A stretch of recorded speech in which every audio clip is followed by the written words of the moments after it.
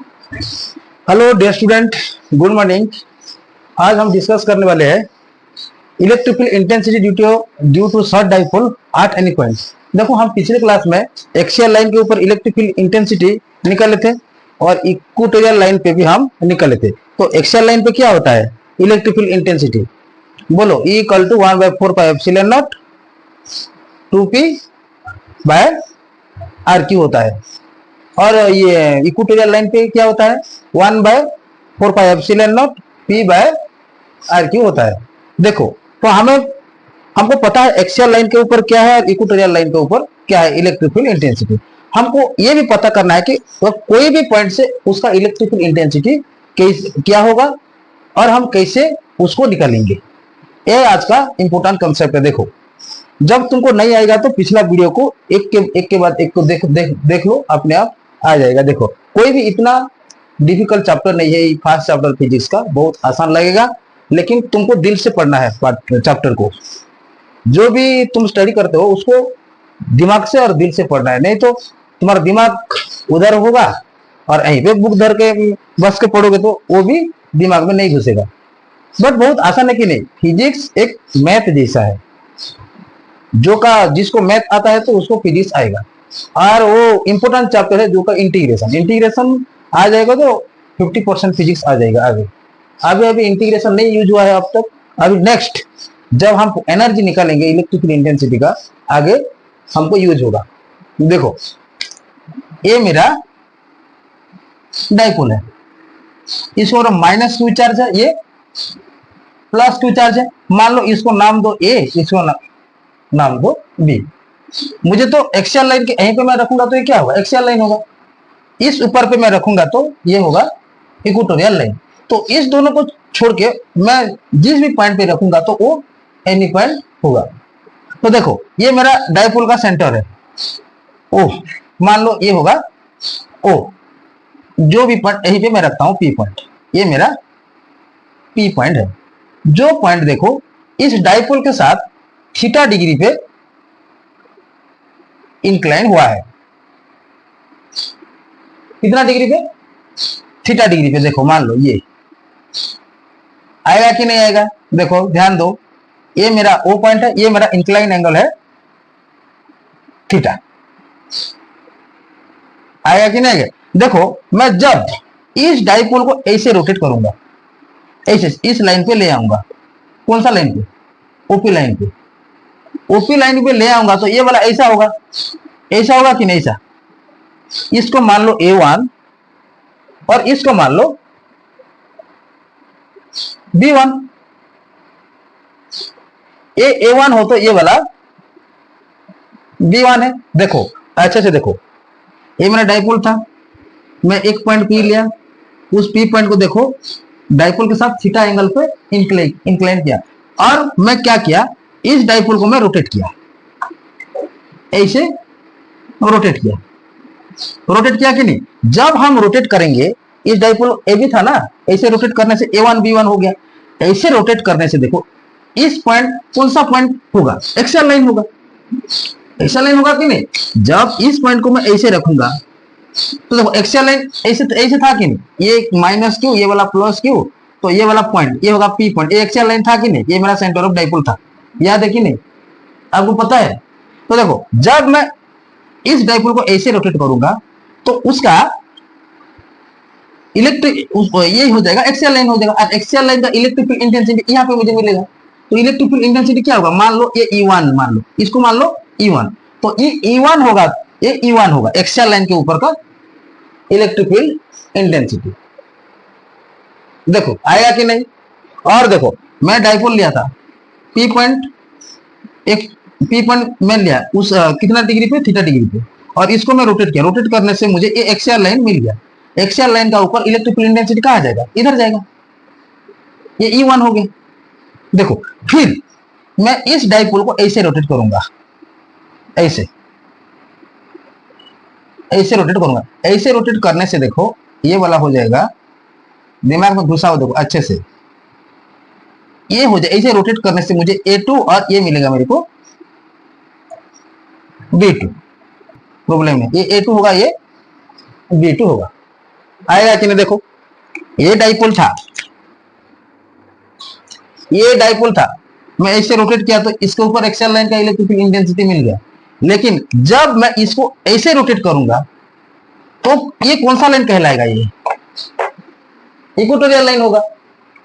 याद है कि नहीं? देखो ये वाला ऐसा होगा ना 90 डिग्री, देखो तो इक्वेटोरियल लाइन ये शो करेगा इक्वेटोरियल लाइन। और इक्वेटोरियल लाइन की इलेक्ट्रिक फील्ड इंटेंसिटी कहाँ गया था? ऐसे गया था। तो इसके ऊपर इलेक्ट्रिक फील्ड इंटेंसिटी कहाँ जाएगा? इधर जाएगा, जाएगा कि नहीं? तो इसको मान लो E2, E2 होगा कि नहीं होगा? तो देखो यहीं पे इधर इलेक्ट्रिक फील्ड इंटेंसिटी इधर जा रहा है, इसको नाम भी दे दो, इसको पीएम दे दो, इसको पीएन दे दो। ये पीएम का डायरेक्शन में जा रहा है, ये पीएन का डायरेक्शन में जा रहा है। जब ऐसे जा रहा है तो ये वाला parallelogram law of vector addition का रिजल्टेंट जैसे हम निकाल लेते ऐसे ही उसका net resultant net electric field intensity आएगा। और रिजल्टेंट इलेक्ट्रिक फील्ड इंटेंसिटी बोलने से भी होगा। तो उसका नेट इलेक्ट्रिक फील्ड इंटेंसिटी कहाँ आएगा? इधर आएगा। आएगा कि नहीं आएगा? पहले फिगर को समझो, फिगर समझो, फिगर समझने से और कोई दिक्कत नहीं होगा, क्योंकि यहाँ पे डायरेक्ट यूज करेंगे हम एक्सियल लाइन के और इक्वेटोरियल लाइन का इलेक्ट्रिक फील्ड इंटेंसिटी। देखो ये भी था ना, ये ऐसे हम रोटेट किया तो इलेक्ट्रिक फील्ड इंटेंसिटी मुझे एक्सियल लाइन का ये मिला। जब इसको इस ए बी को मैं ऐसे रोटेट किया, A2 B2 हो गया, तो ये वाला क्या कहलाएगा? Equatorial line. देखो ये 90 डिग्री होगा कि इक्वेटोरियल लाइन होगा, तो इसका इलेक्ट्रिक फील्ड इंटेंसिटी इधर जाएगा, जाएगा कि नहीं जाएगा? देखो मैं और एक बात बोलता हूं, देखो जब ये बात देखो, उसका डाइपोल इधर जा रहा है ना, ये डाइपोल इधर जा रहा है कि नहीं? जब ऐसे होता है, देखो ये मान लो ये जब दोनों तरफ से जाता है, मान लो ये ई है, सॉरी ये डाइपोल मूवमेंट पी, ये क्या है?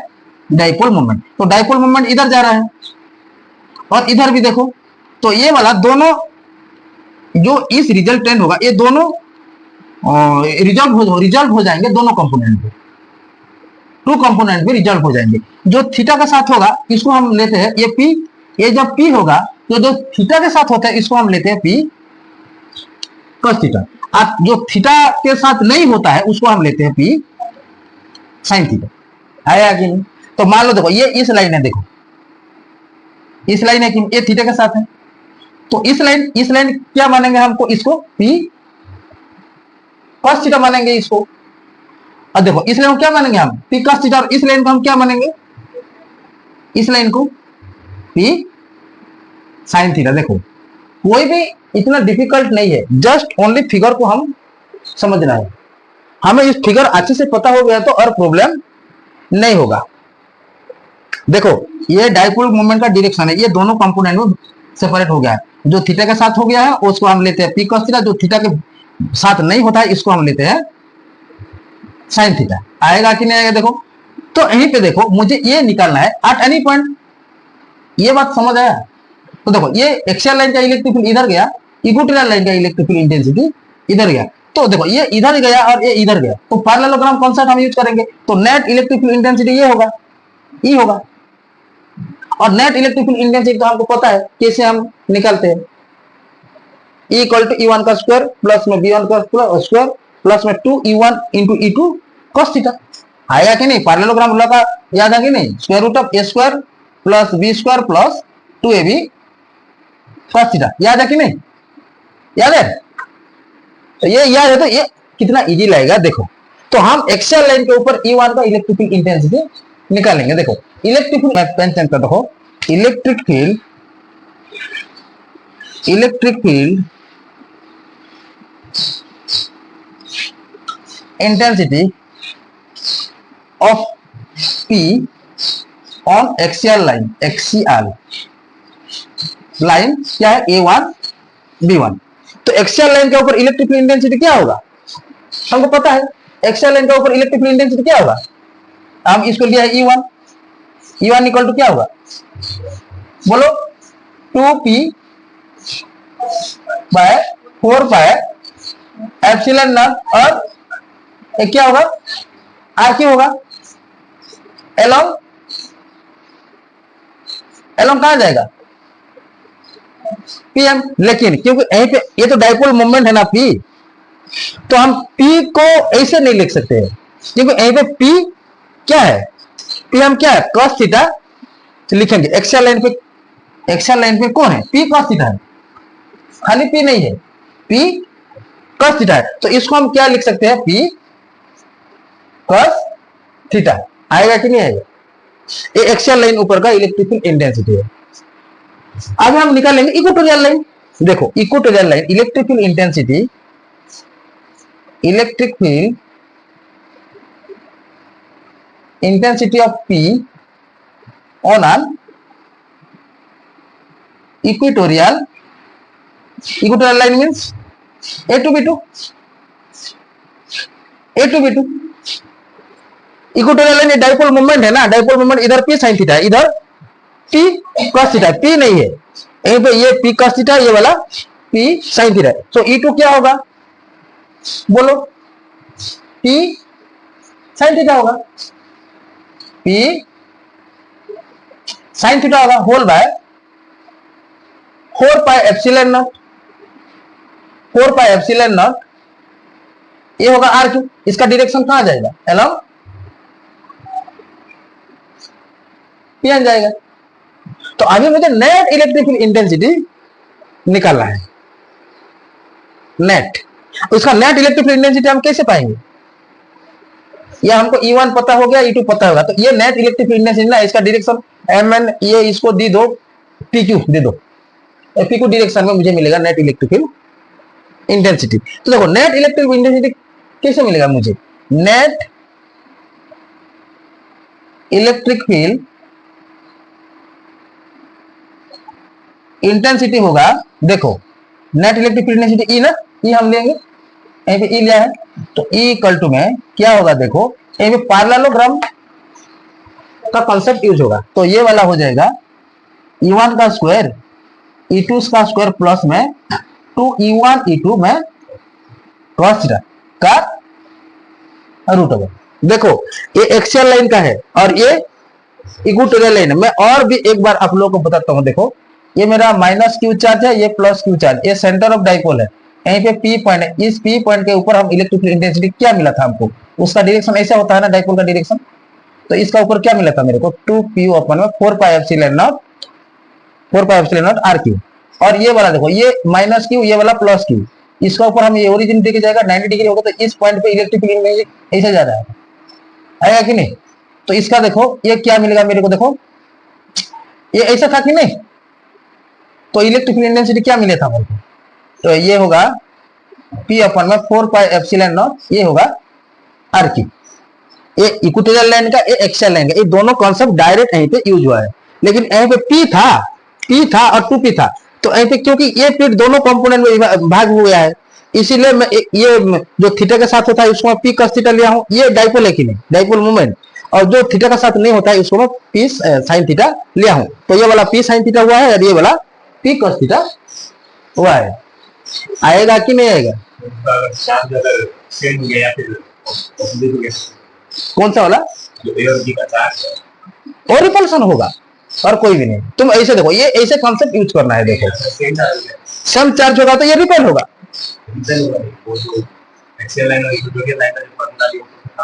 नहीं काम करेगा ना ये, इस देखो देखो इस टाइप का क्वेश्चन ही यूज होगा। बोल तेरा मैं समझ नहीं पाता, तू क्या क्वेश्चन बोल रहा है, जैसे एक्सियल लाइन के लिए ए को नेगेटिव लिए थे, हाँ, और बी को पॉजिटिव लिए थे, हाँ, और अगर ये क्वेश्चन एनी पॉइंट पे अगर ए को पॉजिटिव दे दिया, बी को पॉजिटिव दे दिया, ऐसे नहीं देगा क्वेश्चन, क्वेश्चन ऐसे नहीं देगा क्वेश्चन। मैं जैसे क्वेश्चन ये वाला नेगेटिव या पॉजिटिव होगा, एनी पॉइंट पे देखो डाइपोल का नेगेटिव और पॉजिटिव है, हम हर टाइम यूज करेंगे, और क्वेश्चन भी ऐसे आता है, वो नेगेटिव नेगेटिव वाला पॉजिटिव पॉजिटिव वाला नहीं आता है क्वेश्चन। और जब भी आएगा तो इसको देखो, ये जब ये पॉजिटिव और ये पॉजिटिव होगा तो रिपेल होंगे ना, रिपेल होने की नहीं, तो रिपेल होने से देखो ये इसका इलेक्ट्रिक फील्ड इंटेंसिटी कहां पे मिलेगा, नेट इलेक्ट्रिक, जो बड़ा हो, बड़े से छोटे को हम माइनस करेंगे, आएगा कि नहीं आएगा। और ये वाला भी देखो, ये जब पॉजिटिव पॉजिटिव होगा तो ये वाला भी ऐसे ही होगा, कॉन्सेप्ट एक ही है, कॉन्सेप्ट एक ही है। देखो मैं आगे उसका ऊपर मैं न्यूमेरिकल करूंगा तो तुमको और क्लियर हो जाएगा। किसका वैल्यू? एक्सियल ये थीटा चेंज होगा इस वैल्यू के ऊपर। इस थीटा का वैल्यू हम चेंज करने से इसके ऊपर हमको एक्सियल भी जो भी फॉर्मूला निकल के आएगा उसका थीटा चेंज करने से वो एक्सियल लाइन भी होगा और इक्वेटोरियल लाइन भी होगा। तो दोनों फॉर्मूला को ये सेटिस्फाई करेगा। देखो कंप्लीट होने के बाद तो क्वेश्चन पूछना। So now electric field intensity क्या होगा? नेट इलेक्ट्रिक फील्ड इंटेंसिटी बोलो। देखो E इक्वल टू में देखो E इक्वल टू में देखो E1 का स्क्वायर क्या मिला मेरे को? 2p cos theta whole by 4 pi epsilon naught RQ का स्क्वायर होगा कि नहीं होगा? और देखो E2 क्या मिला मेरे को? P sin theta whole by 4 pi epsilon naught RQ का होल स्क्वायर होगा प्लस में 2E1 E2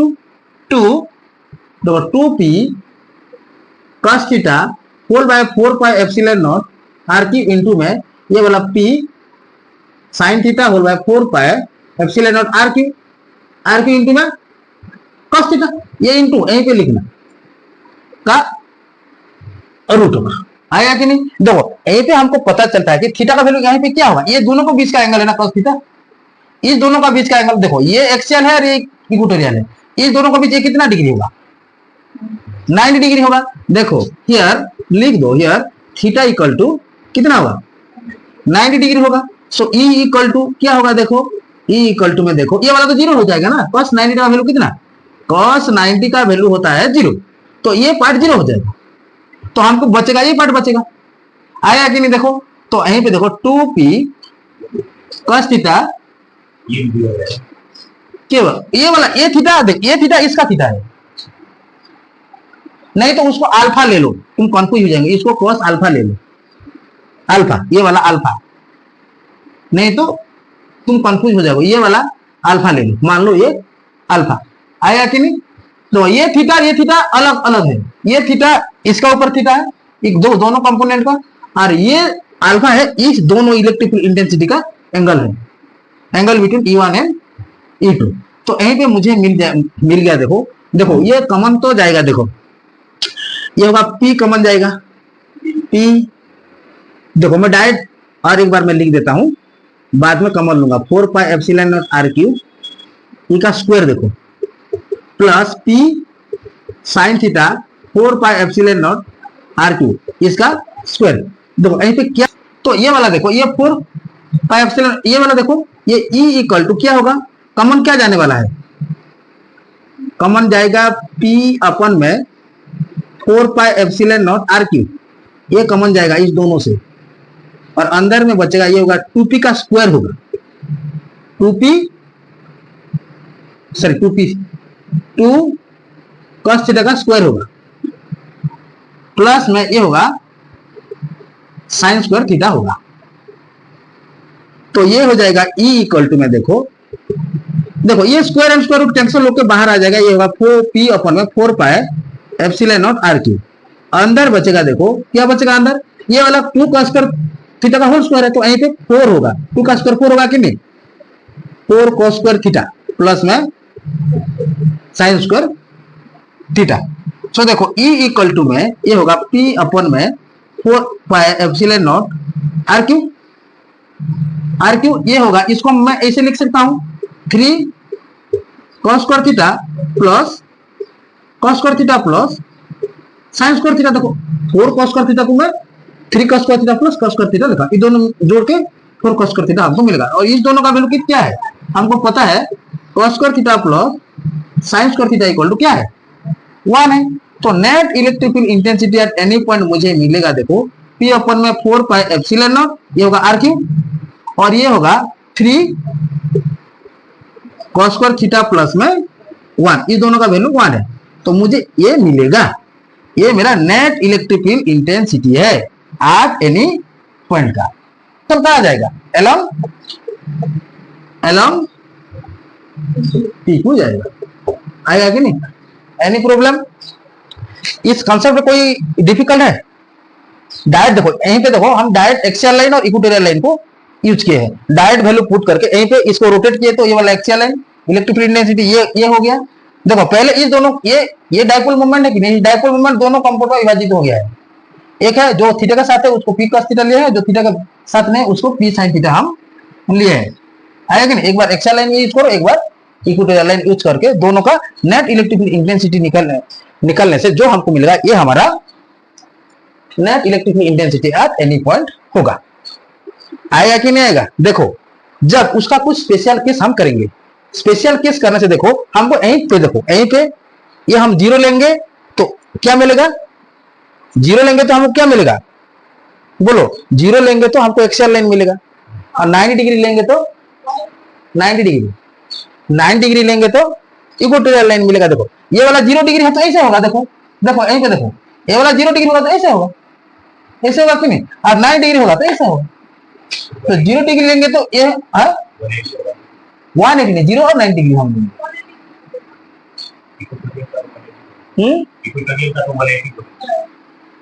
डाइपोल मूवमेंट का है मैं बोलता हूँ, ये इक्वेटोरियल लाइन में ये वाला देखो 180, तो 180 में डाइपोल मूवमेंट और इलेक्ट्रिकल इंटेंसिटी का एंगल है।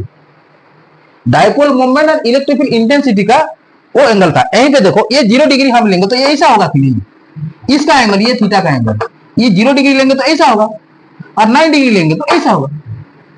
0 डिग्री लेने से ये एक्सियल लाइन होगा और 90 डिग्री लेने से ये, देखो यहीं पे मैं स्पेशल केस देखो लिखता हूं, देखो नोट करो।